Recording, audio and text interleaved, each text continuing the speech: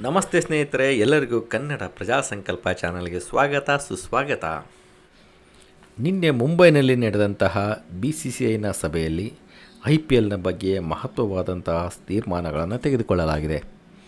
BCCIನ ಈ ಮಹತ್ವದ ಸಭೆಯಲ್ಲಿ ವಿದೇಶಿ ಆಟಗಾರರ ಬಗ್ಗೆ ಎಲ್ಲ ಫ್ರಾಂಚೈಸಿಗಳು ಅಸಮಾಧಾನವನ್ನು ವ್ಯಕ್ತಪಡಿಸಿದರೆ, ಹರಾಜಿನ ನಂತರ ಸರಣಿಯ ಮಧ್ಯದಲ್ಲಿ ಗಾಯದ ಸಮಸ್ಯೆ ಹಾಗೂ ಇನ್ನಿತರ ಸಮಸ್ಯೆಗಳನ್ನು ಮುಂದಿಟ್ಟು ಟೂರ್ನಿಯನ್ನು ಮೊಟಕುಗೊಳಿಸಿ ಹೋಗುವ ವಿದೇಶಿ ಆಟಗಾರರನ್ನು IPLನಿಂದ ನಿಷೇಧಗೊಳಿಸಬೇಕೆಂಬುದು ಎಲ್ಲ ಫ್ರಾಂಚೈಸಿಗಳ ಅಭಿಪ್ರಾಯ.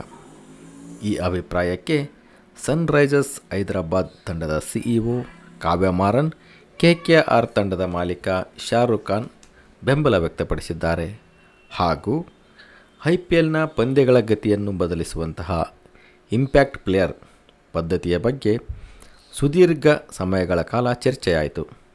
ಭಾರತದ ಯುವ ಆಟಗಾರರಿಗೆ ಅವಕಾಶ ಹೆಚ್ಚು ಸಿಗುತ್ತದೆ ಎಂಬ ಕಾರಣವನ್ನು ಮುಂದಿಟ್ಟು ಮಾತನಾಡಿದರೂ ಕೂಡ ಇದು ಆಲ್ರೌಂಡರ್ ಕ್ರಿಕೆಟ್ ಆಟಗಾರರ ಬೆಳವಣಿಗೆಗೆ ಹಾನಿಕರವಾಗುತ್ತದೆ ಎಂಬ ಕಳವಳವನ್ನು BCCI ವ್ಯಕ್ತಪಡಿಸಿತು.